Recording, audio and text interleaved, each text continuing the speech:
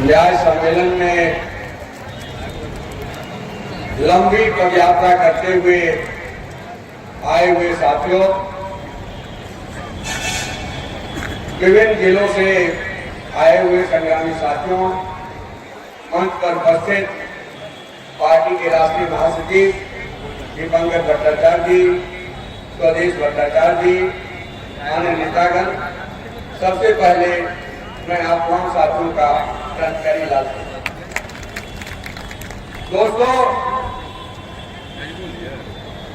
हम लोग की पदयात्रा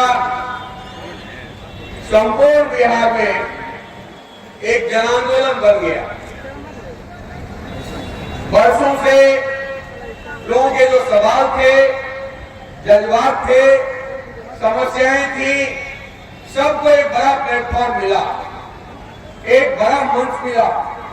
अनगिनत आंदोलन बिहार में चल रहे हैं, गांव में, पंचायत में, ब्लॉक में, जिलों में, रीजनल लेवल पर। उन सारे आंदोलनों को लगा कि हमारे पास कोई मंच है, हमारे पास कोई टीम है, हमारे पास कोई आंदोलन है जिसके सामने हम अपनी बात को रख सकते हैं।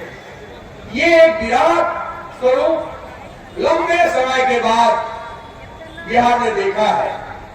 हमने अपनी यात्रा के क्रम में बहुत सारे समाजवादियों से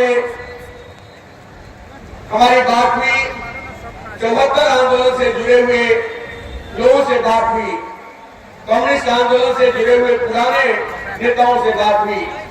उन लोगों ने कहा कि बिहार को इसकी जरूरत थी। आपने बिहार की जो राजनीति है उसके व्याकरण को बदल दिया है। आपने बिहार को एक नया आवेग दिया है, नई दिशा आपने दी है।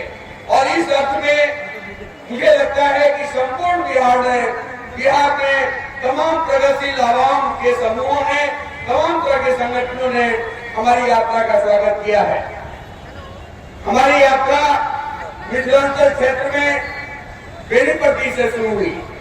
बेनीपट्टी कॉमरेड भोगेल झा की धरती है, कॉमरेड राजकुमार खुरे की धरती है। और बिहार में जो कम्युनिस्ट आंदोलन की शुरुआत हुई, उस शुरुआत की ओर भूमि है।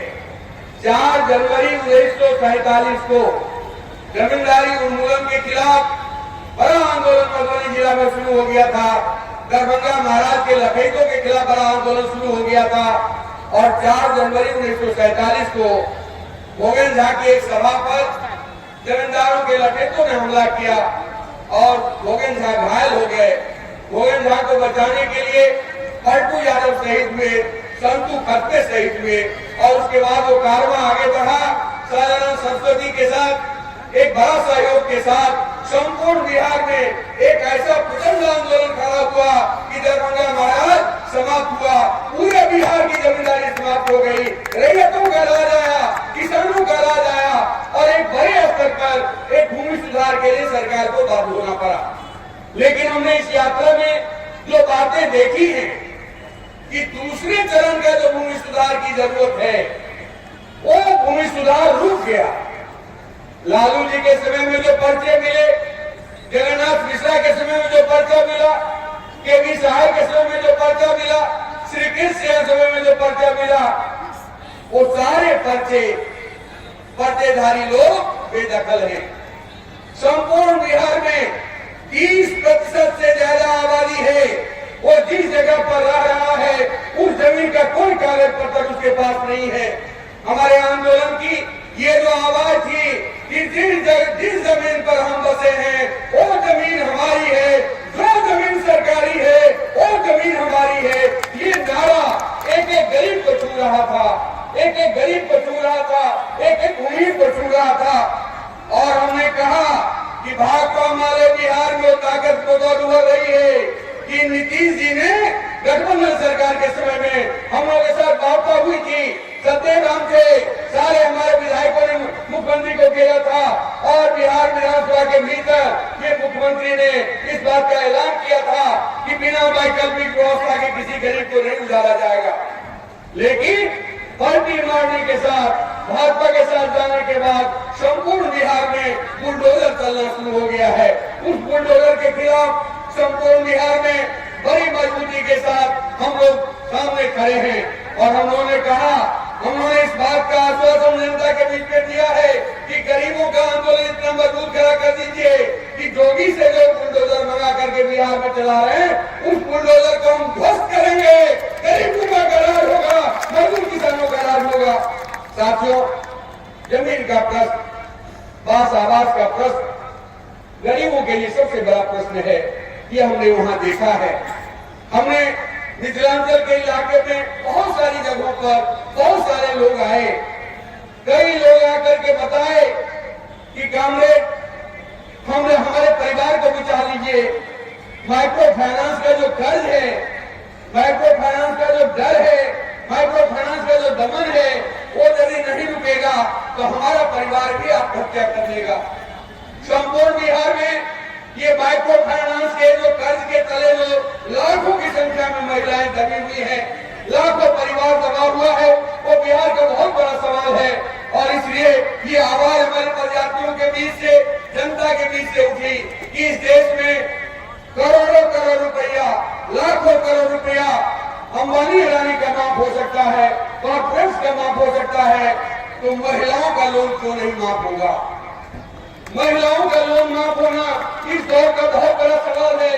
और मुझे लगता है कि हमारे महिला संगठन के साथियों ने, हमारे अन्य साथियों ने, ग्रामस के लोगों ने इस सवाल को हमने तय किया है कि बिहार में महिलाओं के प्रचंड आंदोलन होगा और महिलाओं पर जो भी लोन हो, माइक्रो फाइनेंस का लोन हो, ग्रुप का लोन हो, महाजनी लोन हो, लोन माफ करना होगा। ये हमारे आंदोलन का बड़ा सवाल है। साथियों, हमने हमारी यात्रा वहां से आगे बढ़ते हुए जिस आंदोलन के बाद बेनीपट्टी से हम आगे बढ़े, दरभंगा आए, वो संपूर्ण इलाके में एक किताब आई है, अमरिंद्रनाथ झा की किताब आई है। उस किताब में पूरी 19वीं शताब्दी से पूरा अध्ययन करके बताया गया है कि मिथिलांचल की अर्थव्यवस्था 1950 के बाद गिरावट में चली गई है।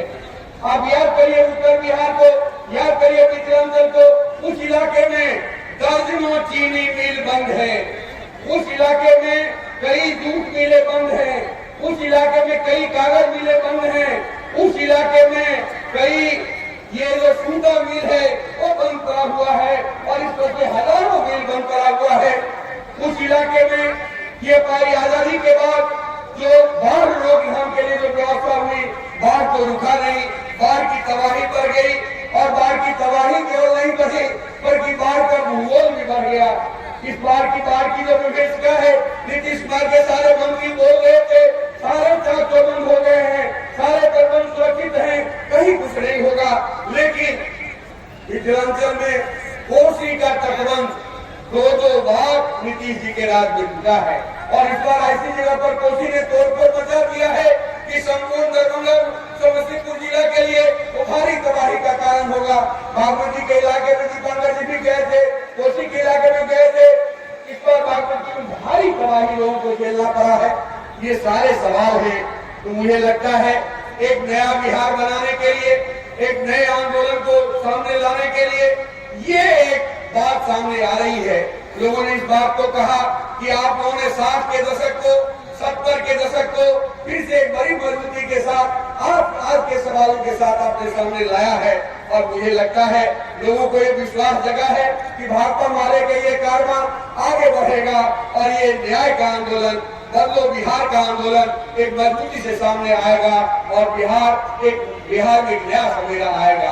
ये लूटमार खत्म होगा, उन्माद की जो राजनीति चल रही है वो खत्म होगा और मजदूर किसानों का राज, छात्र नौजवानों का राज, महिलाओं का राज, एसटी वर्कर का राज, तमाम तरह के जो वर्किंग फोर्स है उसका एक राज स्थापित होगा। इन्हीं बातों के साथ मैं अपनी बात समाप्त करता हूँ। इनकलाब जिंदाबाद।